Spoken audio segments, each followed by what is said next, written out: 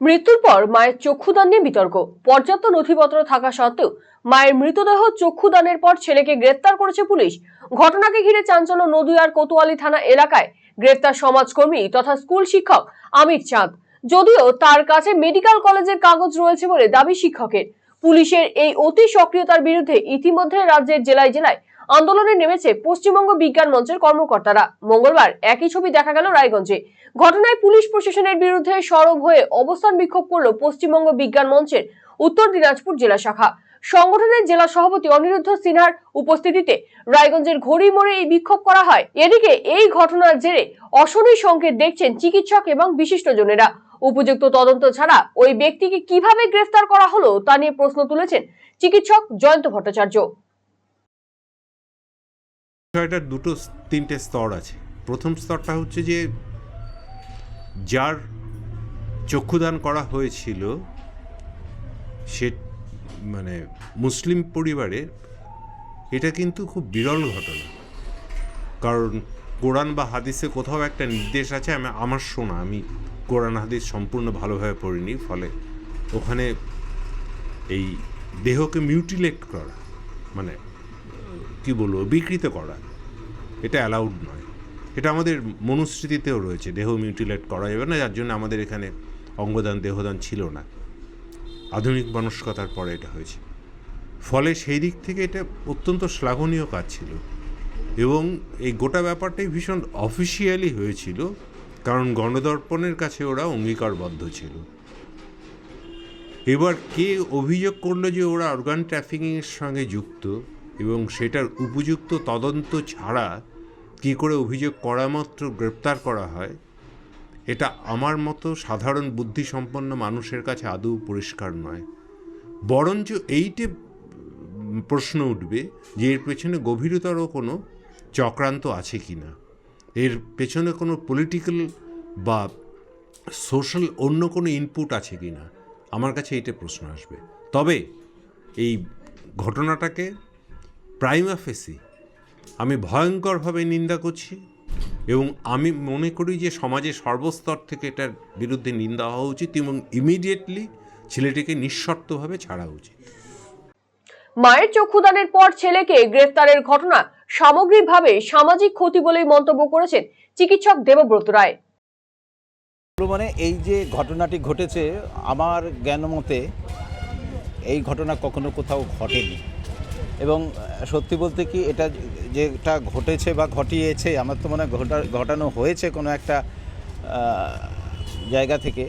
তো সেটা কিন্তু সামগ্রিকভাবে আমাদের সমাজের যেমন ক্ষতি, স্বাস্থ্যবিজ্ঞানের যেমন ক্ষতি, তেমনি প্রত্যেকটি মানুষের একটা ক্ষতি এবং বোধহয় আমরা বিজ্ঞান থেকে আস্তে আস্তে ক্রমশ পিছিয়ে যাচ্ছি। এই যে এত মানে সচেতনতা, এত উৎসাহ প্রদান করা, মানুষকে চক্ষুদানের জন্য এগিয়ে আসার আহ্বান করা, সেখানে দাঁড়িয়ে এই যে ঘটনা, সেটা কোথাও কি মনে হয় না যে আরও অনেকটা পিছিয়ে দিল?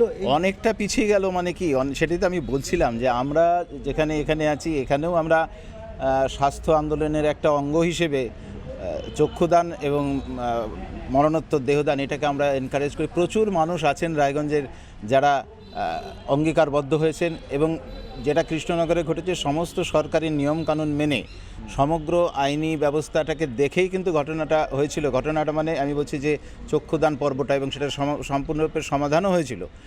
কিন্তু কোনো একটা প্ররোচনাই হোক, যেভাবেই হোক, এত দূর থেকে তো আমাদের বলা সম্ভব নয়। জিনিসটা যেটা দাঁড়ালো সেটা হচ্ছে চক্ষুদান আন্দোলন এবং মরণোত্তর দেহদান আন্দোলন অনেকটা পিছিয়ে গেল। কারণ আমি যতদূর জানি, যে কোনো শাস্ত্রমতেই হোক, হিন্দু শাস্ত্র মতে বলুন, মুসলমান শাস্ত্র মতে বলুন, খ্রিস্টান শাস্ত্র মতে বলুন, শিখ শাস্ত্র মতে বলুন, মানুষের আত্মার একটা জায়গা আছে। আত্মা আছে কি নেই, পরজন্ম আছে কি নেই, সেটা একটা বিতর্কের ব্যাপার।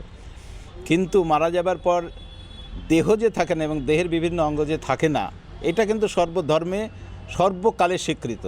এবং সেই জায়গাটা থেকেই মানুষের সেন্টিমেন্টে আঘাত না দিয়ে, মানুষের ধর্মীয় ভাবনা চিন্তার জায়গায় আঘাত না দিয়ে আমরা চেষ্টা করেছিলাম যে মানুষ মারা যাবার পরে তার অঙ্গ প্রত্যঙ্গ দিয়ে যদি আরেকটা মানুষকে বাঁচানো যায় বা যদি আরেকটা মানুষকে চোখের আলো দেওয়া যায়, সেই হিসেবে চিকিৎসা বিজ্ঞান এবং বিভিন্ন স্বাস্থ্য সংস্থা তারা কিন্তু এটাতে ভীষণভাবে এগিয়ে এসেছিল এবং ভীষণভাবে মানুষের সাড়া পেয়েছিল।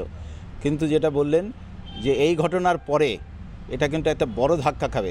একই সুরে এই ঘটনাকে অতি বিপজ্জনক এবং নিন্দনীয় বলে মন্তব্য করেছেন চিকিৎসক শান্তনু দাস। সাংঘাতিক, ডেঞ্জারাস, অতি বিপজ্জনক। শুধু বিপজ্জনক না, তার কারণ আমি নিজে আমার দেহদান করেছি, আমার মিসেস করেছে, আমার বন্ধু বান্ধব তার স্ত্রীরা অনেকে দেহদান করেছি আমরা। কারণ মৃত্যুর পরে দেহটা কারো যদি কাজে লাগে সেটাই আমাদের ভাবা উচিত। প্রতিটা অর্গ্যান আমরা দান করেছি, চোখ শুধু নয়, লিভার, কিডনি, হার্ট, যা কিছু নেওয়া যেতে পারে সেটা ব্যবহার করা উচিত। এই ঘটনা কিন্তু অনেক মানুষকে পিছিয়ে দেবে, সমাজকে এগোতে দেবে না। এই ভদ্রলোক যেটা শুনলাম, উনি নিজে এই দেহদানের ব্যাপারে প্রচুর কাজকর্ম করতেন। এবার প্রতিবেশীরা যদি এই ধরনের কোনো কমপ্লেন করে থাকে তাহলে প্রশাসনকে ব্যবস্থা নিতেই হয়, আইনকেও ব্যবস্থা নিতে হয়। কিন্তু এই ব্যক্তির যারা প্রতিবেশী তাদের প্রতি আমার একটা বার্তা থাকবে যে আপনারা এই ধরনের কাজ কোনো সময় করবেন না। সব কিছুকে এক দর করলে হবে না। মুড়ি মুরগির যেমন আমরা বলি এক দর নয়, তেমনি এটাও যে অর্গ্যান যেটা আমরা কেনাবেচা হয় আর এইটা মৃত্যুর পরে কারোর অর্গ্যান নিয়ে আমি কাউকে দান করছি, দুটো টোটালি ডিফারেন্ট। এর মধ্যে আর কিছু নেই। এটা অত্যাধিক নিন্দনীয় ঘটনা।